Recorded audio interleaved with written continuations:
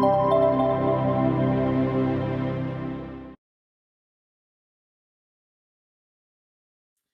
again, Jared Case here, curator of film exhibitions for the George Eastman Museum and the Dryden Theater with a daily streaming recommendation.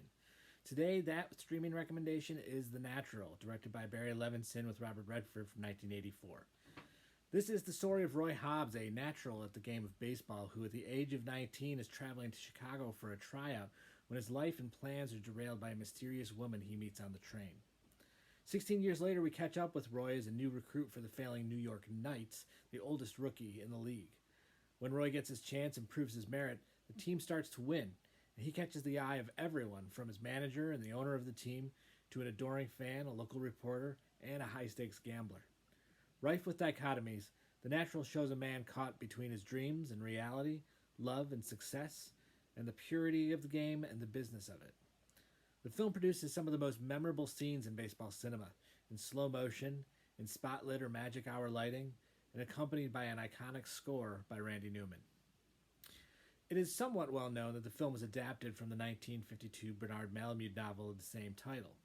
What is less known is that the novel had several influences of its own, primarily the 1949 shooting of Phillies first baseman Eddie Waitkiss by an obsessed female fan in one of the earliest cases of recognized criminal stalking.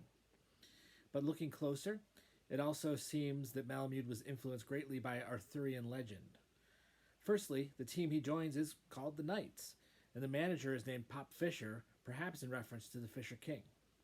In addition, his name is Roy, French for king, and his weapon of choice, his bat, wonderfully named Wonder Boy, seems to have magical properties, much like Arthur's weapon of choice, Excalibur did.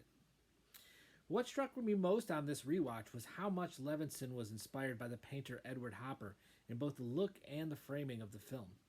From the opening shots, with Robert Redford sitting at the train station, his head down and the light slanting in from the right, it recalls Hopper paintings from the 1930s and 40s, particularly that wholesome golden glow that romanticizes the film.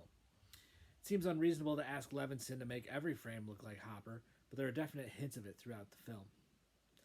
There are three actresses in the film: Glenn Close, Barbara Hershey, and Kim Basinger, no two of which appear on screen together. It's almost as if they are all different aspects of a single iconic woman who shifts shape to fit the situation. All three were ultimately Oscar nominated. It'd be fascinating to get them all in the same room and talk about this film. Continuing with Levinson's skill at casting, there are so many great character actors in the film to enjoy. Robert Duvall, Wilford Brimley, Robert Prosky, Richard Farnsworth, Joe Don Baker, Michael Madsen, and an uncredited Darren McGavin. So, on what would have been the second day of the 2020 MLB baseball season, wrap yourself up in sports storytelling at its most legendary and enjoy The Natural, now streaming on Netflix. And we'll see you again.